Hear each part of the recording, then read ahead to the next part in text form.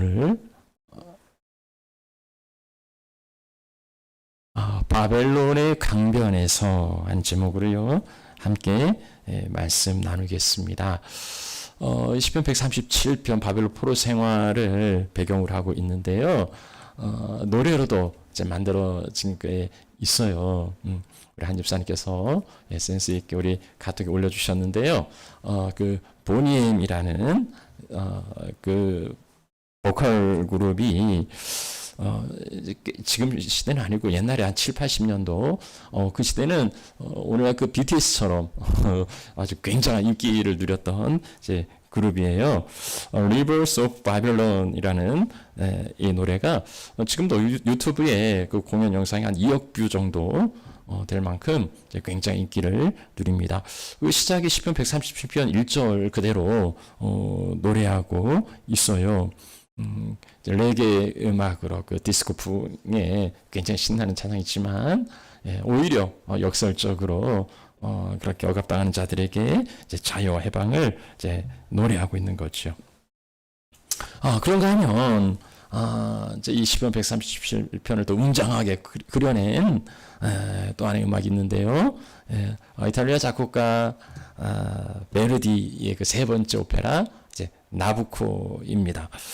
나부코는 유대인들 바빌론에 끌어간 그 느부갓네살로 나오는데 그 영어 이름이 네부카드네자르고요. 이게 이제 이탈리아식으로 하면은 나부코도노소르라는 이름이에요. 근데 나부코도노소르 하는 게 너무 기니까 이제 나부코로 이제 줄인 겁니다.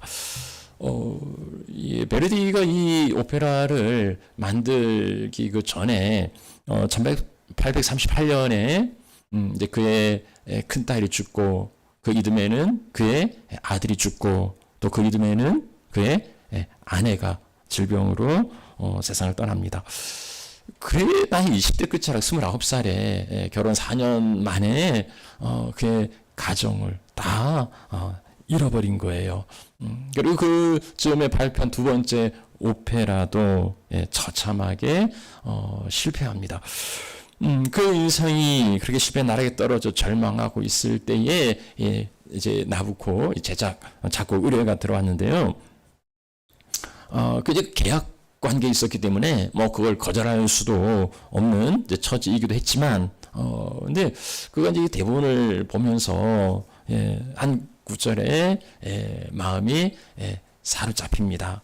가라 내 마음이여 금빛 날개를 타고 이렇게 시작하는 그 내용인데 이 내용이 이제 시편 137편을 내용으로 하고 있는 겁니다. 포로로 끌려가서 억압과 그리고 노역에 시달리는 히브리 노예들이 그 바빌론 유프라데 강변에서 그 조국을 그리워하면서 부르는 그 애절한 그 노래 가사입니다. 이제 우리는 이 부분을 이제 히브리 노예들의 합창으로 그렇게 알고 있지요. 그렇게 완성된 오페라가 이 나부코예요. 오페라가 이제 1842년에 이제 밀라노의 한 극장에서 이제 조연되는데요. 오페라는 대성공을 거두었습니다. 그리고 베르디는 이 오페라로 인해서 일약 이제 국민적 영웅의 그 반열에 오르게 됐지요. 이탈리아 국민들이 그 오페라 이렇게 열광한 까닭이 있어요. 이 당시 그 이탈리아는 여러 그 세력들로 나뉘어서 힘을 쓰지 못할 뿐 아니라 당시 그 오스트리아의 그 지배하에 있었습니다. 근데 이제 여기 그 오페라에 나오는 히브리 노예들이 자신들의 처지와 굉장히 동일시가 되는 거예요. 억압과 고통 가운데 젖어 지내는 자신들의 모습을 보게 했고, 그리고 조국의 그 통일과 독립을 영원하던 이탈리아 그 국민들의 마음을 이렇게 끌어오르게 한 거죠. 그래서 이 노래는 지금도 이탈리아에서는 제2의 그 국가처럼 민족의 노래로 그렇게 애창되고 있다고 합니다. 아무튼 뭐 오페라와 그 담쌓고 지내는 사람들도 오페라 뭐 나부코가 어떤 내용인지도 모르지만 적어도 요 가락은 요 노래 정도는 알고 있을 만큼 이 노래를 많은 사람들의 사랑을 받고 있어요. 조국에서 끌려와서 강제 노역에 시달리며 고향을 그리워하는 이 히브리 노예들의 합창은요, 그 비슷한 처지에 있는 사람들, 그들에게도 많은 이제 위로와 그리고 힘을 건네주는 거지요. 조국을 떠나서 낯선 땅에서 정착하며 살아야 하는 그 디아스포라, 많은 사람들에게, 또 고향을 잃어버린 시리아민이나 이산 가족들에게, 아니면 전쟁과 테러로 인하여서 삶의 터전을 등지고 그리고 정처 없이 방황하는 또 난민들에게, 그런가 하면 가진 게 없어서 하루하루 살아가는 게 너무 힘들고 보이지 않는 미래를 헤쳐나가야 하는 이제 개척자들에게, 이 노래는, 이 합창은 그들의 마음을 어루만지고 그리고 오늘을 살아갈 힘과 용기를 전해줍니다. 잠깐 이 노래를 한번 감상하고 이제 갈 건데요. 유튜브 찾아보면 여러 영상 보시고요. 자, 이제 우리는 그 Rivers of Babylon 아니면 그 베르디 오페라 나부코가 아닌 이제 그것이 이야기하는 이제 시편 137편 본문의 말씀을 이제 찾아보고 이제 그보다 더한 은혜와 위로의 말씀되면 좋겠습니다. 여기 시편 137편 말씀드린 대로 바벨론 포로 생활을 배경으로 하고 있는데요. 이 저자가 누구인지는 알려져 있지 않고, 연지 시의 내용으로 보면 성전에서 이렇게 수금을 연주하는 어떤 그 레위인이 하나님을 이제 섬기다가 포로로 끌려가서 바벨론에 사로잡혀 있는데, 거기에서 연주할 수 없잖아요.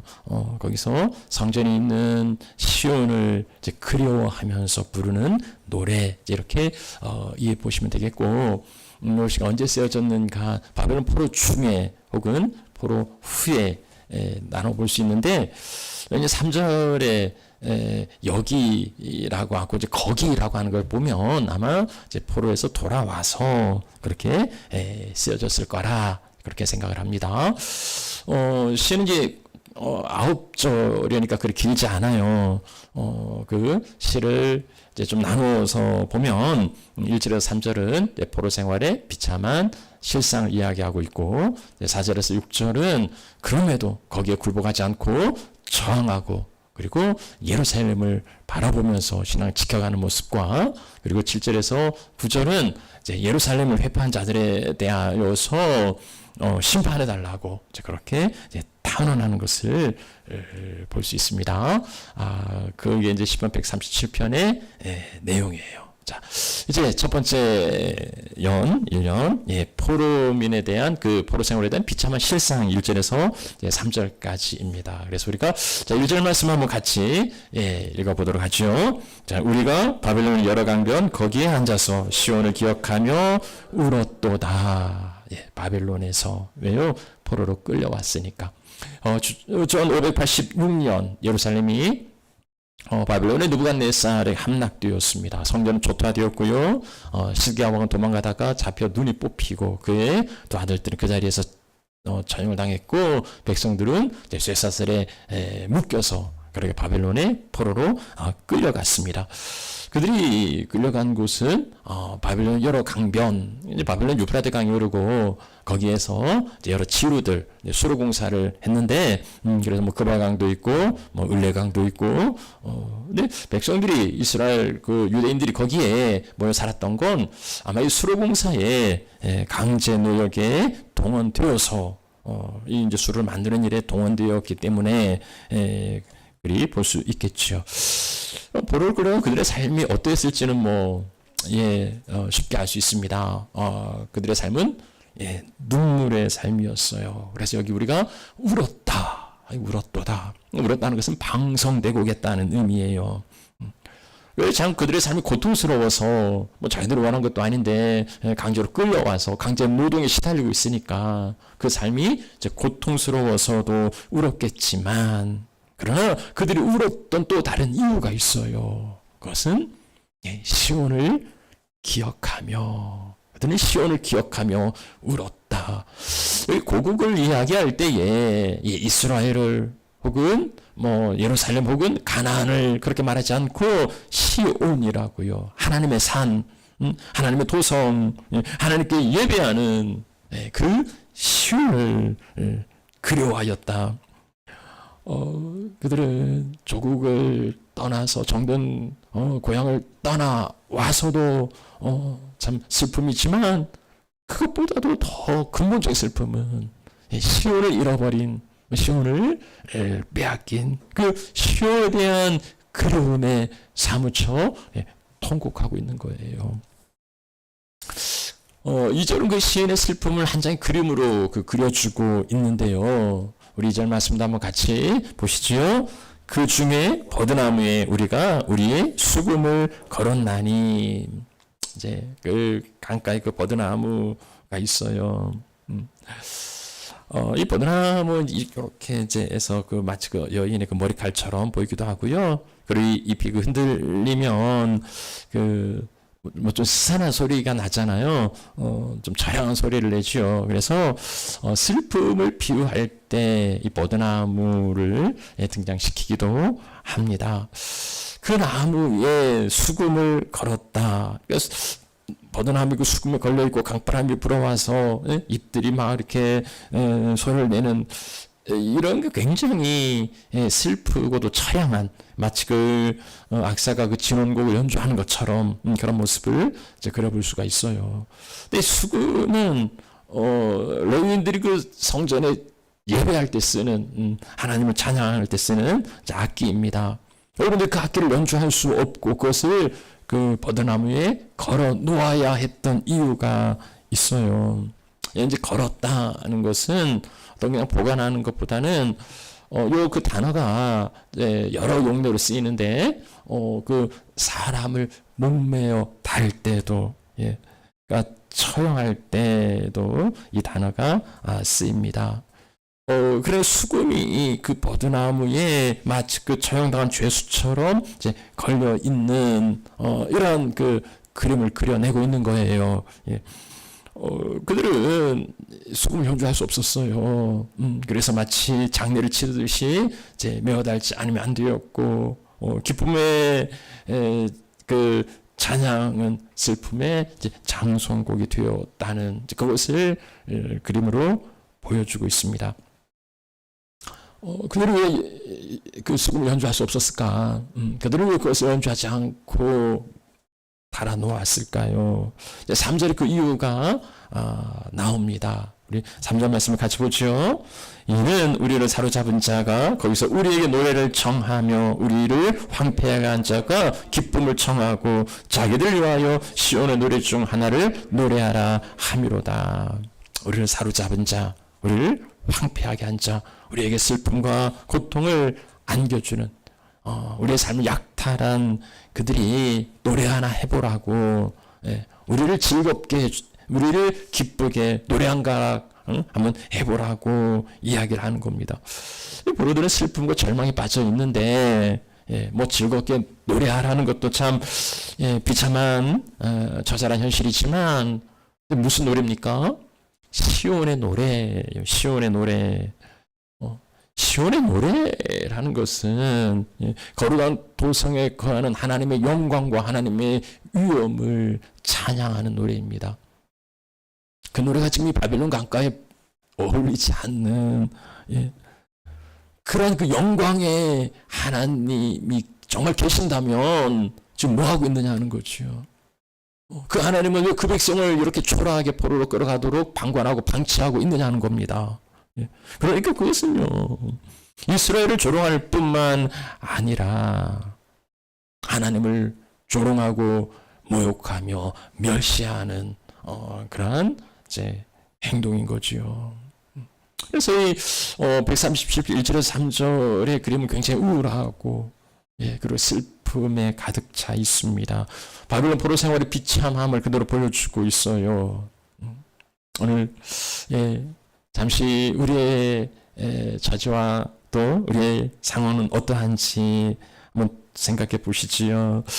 시온에서 하나님께 예배하면서 기쁨과 영광 가운데에 그렇게 살아가고 있는지, 아니면 그 시온의 영광은 지나간 추억이고 이제는 바벨론에 끌려와서 그저 먹고 사는 일에 급급해 하면서 그렇게 살아가고 있는 것은 아닌지, 우리가 예, 그 강변에 앉아 방송되고 가고 울고 통곡한다면 우리는 무엇 때문에 뭐가 그립고 뭐가 아쉬워서 그렇게 울고 있는지, 우리는 뭘 갈망하면서 뭘 그리워하면서 그렇게 눈물을 흘리는지, 채워지지 않는 세상의 욕심 때문에 화가 나고, 그리고 남들보다 나보다 더 잘 나가는 남들 바라보면서 그렇게 분노가 일어나는 건 아닌지. 그래서 내가 원하는 것을 얻을 수만 있다면은 광대가 되어서 무슨 노래도 할 수 있고 누구라도 기쁘게 할 수 있다고 그렇게 타협하면서 살아가고 있는 것은 아닌지요. 예. 지금 뭐 나라가 망했는데, 누구도 지켜줄 수 없는데, 그렇게 해서라도 살아남아야 하는 거 아니냐고 그렇게 생각하실지도 모르겠습니다. 지켜주는 이 없는데 구질구질하게라도 살아남아야지 그렇게 생각하실지 모르겠지만, 자, 그런데 이제 시는 137편은 이제 두 번째 연은 바뀌어요.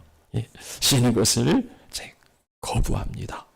자, 이제 두 번째 연으로 가보는데요. 자, 우리 4절 말씀을 한번 보시죠. 우리가 이방 땅에서 어찌 여호와의 노래를 부를까? 아까 3절에서는 시온의 노래라고 했고 여기 4절에서는 여호와의 노래라고 했는데 같은 말이에요. 우리가 이방 땅에 어찌 여호와의 노래를 부를까? 부를 수 없다는 거죠. 결단코 부르지 않겠다는 거죠. 그런 결연한 의지를 보여주고 있습니다. 이게 이제 믿음의 결단이죠. 어디에 살아간들 어떤 처지에 있든 우리는 믿음으로 살아간다는 거예요. 뭐 포로로 끌려온 주제에 그러다가 포로가 자기 자유와 자기 의지를 나타낼 수 있겠습니까? 뭐 죽을 수도 있겠죠. 그러나 저러나 죽이든 살리든 믿음으로 살겠다는 거예요.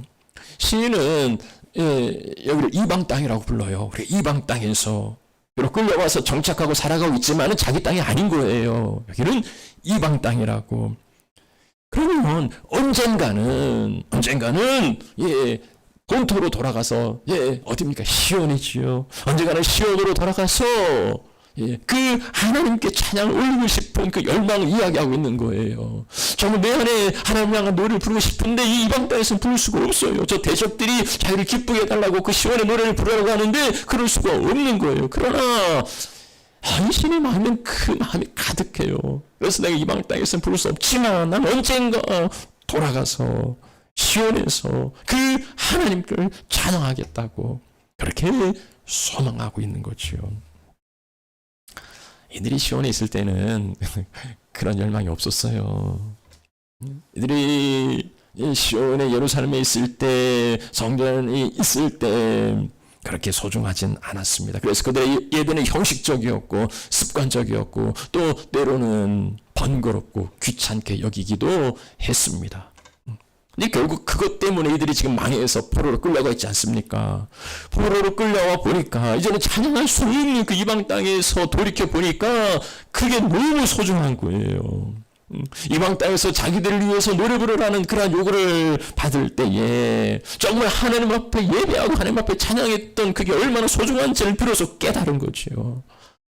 그래서 나는 이방 땅에서는 그 노래를 부를 수 없다고, 내가 돌아가서 시온에서 하나님을 찬양하겠다고 결단하는 거예요. 우리 참 소중한 것을 갖고 있을 때는 그 가치를 잘 모르지요. 내가 가지고 있는 게 얼마나 소중한지. 뭐 우리도 같은 하늘 아래 저 건너편에는 목숨 걸고 예배하는 자들이 그 예수를 믿었다는 그 이유만으로도 고난과 박해 가운데 사람들이 오늘도 여전히 존재하지 않습니까? 그런지 잃어버리면 그게 얼마나 소중했는지를 비로소 깨닫게 되는데 지금 이 시인이 그걸 이제 뒤늦게 깨달은 거죠.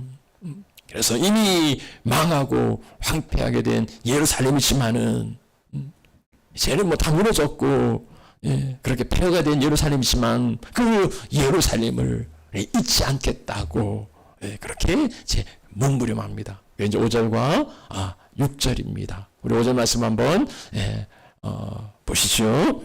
예루살렘아 내가 너를 잊을진대 내 오른손이 그의 재주를 잊을지로다. 이제 시는 예루살렘을 부르는데요. 예루살렘을 나와 너로 굉장히 뗄 수 없는 밀접한 관계로 그렇게 이제 부르고 있습니다. 예루살렘아 부르면서 이제 가정법을 쓰는데요. 만약에 내가 너를 잊어버린다면 여기 이제 잊는다는 것은 이제 변절인 거죠. 사랑과 충성이 이제 변하는 거지요. 사랑이 어떻게 움직이나? 사람들의 사랑은 움직이고 변합니다. 그 뭐 잊으려 해서 있는 게 아니고 세월은 우리를 망각 속으로 끌어가기도 하고요. 그리고 그렇게 고통스럽고 힘든 그러한 삶도 차차 이제 적응이 됩니다. 그러면 또 살만하고 그냥 그럭저럭 살아갑니다. 포로로 끌려온 이스라엘 사람들도요, 유대인들도요, 뭐 처음에 정말 그렇게 살아갈 수 없었죠. 그런데 이제 포로 생활에 점점점 익숙해지니까 예루살렘도 잊혀지는 거예요. 비록 샤이그 고레스가 이제 70년 만에 돌아가도 된다고 이제 그 칙령을 내리는데요. 그렇다고 해서 모든 유대인들이 다 돌아간 게 아니었습니다. 상당한 많은 유대인들은 그냥 삶에 자기가 정착했던 그 70년, 그러면 1차 포로부터 70년이니까 3차 포로는 뭐 한 50년 뭐 되겠죠. 그 세월 언간에 그들은 정착하고 돌아가지 않는 무리들도 많이 생겼습니다. 이제 그런 게 좀 무서운 거죠. 그럼 안 되는데 그런 몸부림도 사그라들고 이제는 그런 감각을 잃어버리고 그래서 무덤덤해지고 거기에 적응하고 그리고 더 나아가서 합리화하고 이제는 그렇게 살아갈 수밖에 없는 그러한 나락으로 떨어지는 게 참 두려운 겁니다. 우리 신앙의 여정들이 어지간하게 깨어있지 않으면 그렇게 떨어지지 않습니까? 예루살렘을 잊어버린다면 내 오른손이 그의 재주를 잊을지로다. 이제 그 재주, 아까 그 수금을 타는 이제 그러한 재주이겠지요.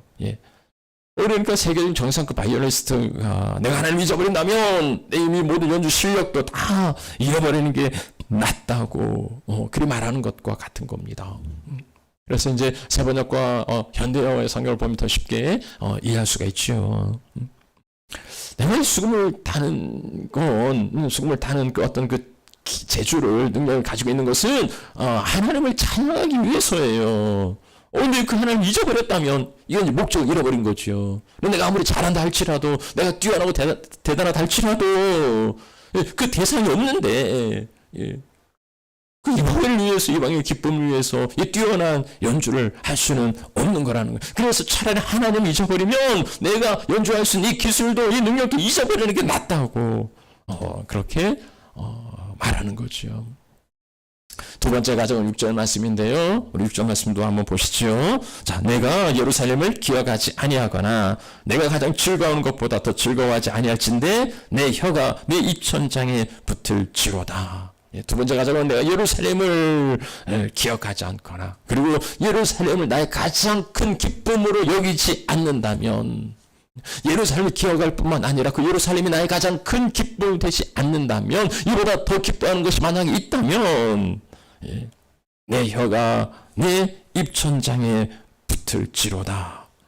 그러면 혀가 입천장에 붙으면 말을 못해요. 벙어리가 되는 거죠.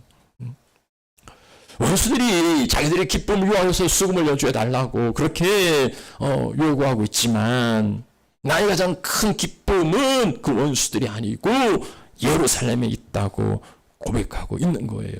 그래서 그보다 더한 기쁨이 있다면 나는 차라리 입을 닫고 살아도 좋다는 거죠. 입을 닫고 사는 게 낫다는 거죠. 포로로 끌려온 이 시인이 이 유다인들이 얼마나 시온을 예루살렘을 그리워하고 그리고 사모하는지 우리가 잘 알 수 있습니다. 이제 5절과 6절, 그들이 예루살렘에 있을 때는 들이지 못했던 고백이에요. 그들이 예루살렘에 있을 때는 알지 못했던, 깨닫지 못했던 그러한 고백이지만 이제 포로로 끌려와서 바빌론의 조롱과 멸시를 받는 상황에서 비로소 진정한 사랑의 고백을 드리고 있습니다. 이 땅 위에서 이방인들 위하여 노래할 수 없고 이미 황폐하게 무너져버린 그 예루살렘을 잊을 수 없는 이유는 다시 돌아갈 소망을 가지기 때문이에요. 다시 돌아가고 싶은 열망이 있기 때문이에요. 그래서 그것보다 더 기쁜 건, 그것보다 더 즐거운 건 세상에 없다는 거예요. 세상에 그 어떤 즐거움도 예루살렘으로 인한 것보다는 더할 수 없다는 거지요. 세상에서 형통하고 세상에서 성공해도, 세상에서 잘 나가고 모든 것을 가졌다 할지라도 예루살렘으로 인한 그 기쁨보다는 더할 수 없다는 거지요. 에미야가 이제 포로로 끌려가서 제법 성공하지 않습니까? 왕의 그 술관까지 올랐으면 뭐 크게 성공한 거죠. 그런데 그것으로 만족할 수 없어요. 그 자리를 두고서 예루살렘 재건을 위해서 떠나지 않습니까? 예루살렘을, 하나님의 성소를 잊어버린다면 그 무엇을 가진들, 어떤 성공을 거둔들, 그건 무의미한 거라. 포로로 비참한 삶을 산다 해도 그렇게 눈물과 슬픔 가운데 살아간다 할지라도 예루살렘 하나님의 성소를 잊지 않고 붙들고 있으면 언젠간 하나님께서 그 삶을 회복시켜 주시고, 그리고 그곳에 돌아가서 정말 참된 기쁨의 삶을 살게 해 주실 거라고, 그 믿음으로 오늘을 이겨내는 겁니다. 사랑하는 하나님 가족 여러분, 우리도 어찌 보면 실향민들 본향 떠나 이방의 땅에 살고 있는 거 아니겠습니까? 우리도 돌아갈 천국을 바라보면서 잠깐 나그네로 이 세상을 지나는 거 아니겠습니까? 혹시 그 기회를 개코리 그 절세 이야기에서 이야기하는 것처럼 잠시 이 세상에 적응하고, 그래서 이 세상에 취하고 이 세상을 최고의 기쁨으로 여기면서 살아가고 있는 것은 아닙니까? 오늘 시인이 고백했던 것처럼, 시인이 노래하고 있는 것처럼, 예루살렘 하나님의 성소를 잊어버린다면 차라리 내 모든 기억을 지워버리는 게 낫겠다고, 나에게 주신 재능도 능력도 주를 위해서 사용하는 게 아니라면 차라리 그냥 거두어가는 게 더 낫겠다고, 그렇게 고백할 만큼 우리도 절실하게 절절하게 하나님을 붙들면서 그렇게 살아가고 계십니까? 나의 최고의 기쁨은 예루살렘 하나님의 성소라고, 그것보다 더 귀하고 더 기쁜 것은 없다고. 그런데 지금 내가 거기 갈 수가 없어요. 이 역말로 포로로 끌려와 있단 말이죠. 그래서 시온은 예루살렘을 기억하고 시온을 바라보고 하나님을 사모합니다. 우리가 어떤 처지에 있든지 어떤 상황이 있든지 늘 그렇게 하나님을 기억하고 하나님을 바라보고 하나님을 향하는 그 믿음으로 살아가시면 좋겠습니다. 그렇게 하기에는 장애물들이 있죠. 이제 포로로 끌려와 있는 비참한 상황이기도 하고 돌아갈 수 없잖아요.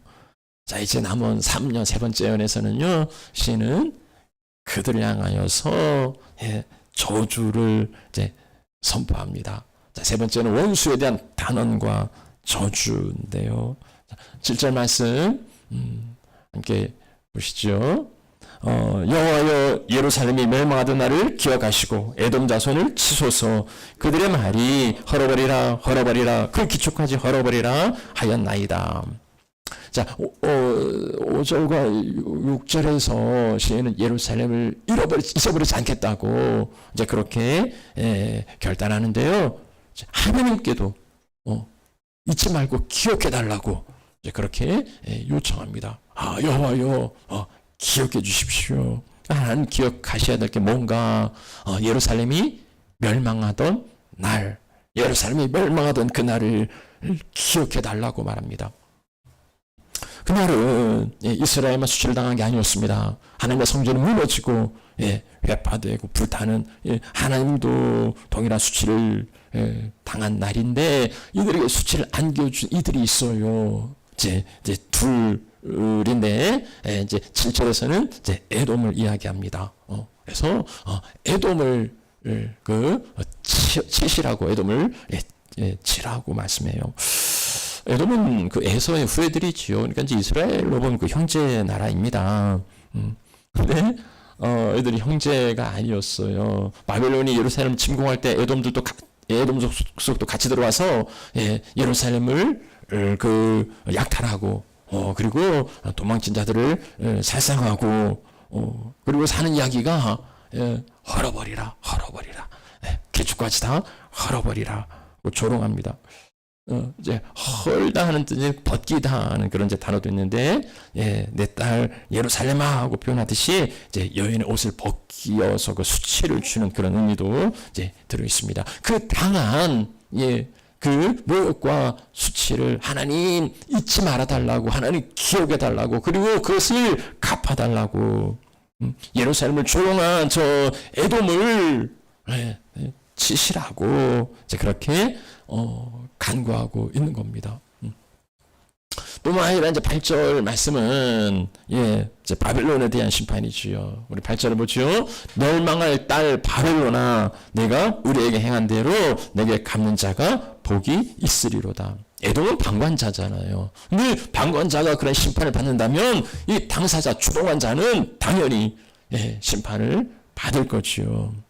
그래서 시인이 이야기한 것은 바벨론아, 네가 우리에게 행한 그대로 그리고 네가 갚을 거라고, 네가 받을 거라고, 하나님 그렇게 우리가 받은 대로 갚아주시라고 이제 그렇게 간구하는데요. 이제 그 구체적인 저주는 이제 9절 말씀이에요. 같이 보죠. 내 어린 것들을 바위에 매어 치는 자는 복이 있으리로다. 이건 너무 잔혹한 것 같지요. 너무 잔인한 이야기 같지요. 네, 이런 일들은 이스라엘이 고스란히 다 당한 일들이에요. 그래서 우리가 당한 대로 그렇게 갚아달라고 이야기하는 거죠. 근데 참 우리는 이렇게 기도하는 게 참 마땅치 않죠. 아니 아무리 당했다고 또 그렇게 갚아달라고 하는 게 이제 성경에는 원수를 사랑하고 그리고 악으로 갚지 말라고 이제 말씀하는 게 있지 않습니까? 그래서 이래도 되나 하고 주저하는 거죠. 자, 그런데 한 번 더 생각해 보시면 뭐 사실 우리는 이제 남의 일 했잖아요. 너 어떻게 그렇게 기도할 수 있어? 라고 이야기하실지 모르지만 내가 당한 일은 아니에요. 근데 그들은 당한 일이에요. 그들은 이런 일들을 고스란히 당한 사람들에게 그래도 복수해서는 안 되지 라고 말할 수 있을까 하는 건 또 다른 문제인 것 같아요. 그것을 가해자들에게는 말 한마디 하지 못하고 피해를 당한 약자들에게 그래도 가해자를 용서해야 된다고 그렇게 말할 수 있느냐는 거죠. 그런다고 해서 그 피해자들이 용서할 수 있겠습니까? 가해자는 뻔뻔히 있는데 그래도 네가 용서해야지, 그래도 네가 참고 네가 사랑해야지, 그렇게 말한다고 해서 그들이 그것을 용서할 수 있겠느냐는 거죠.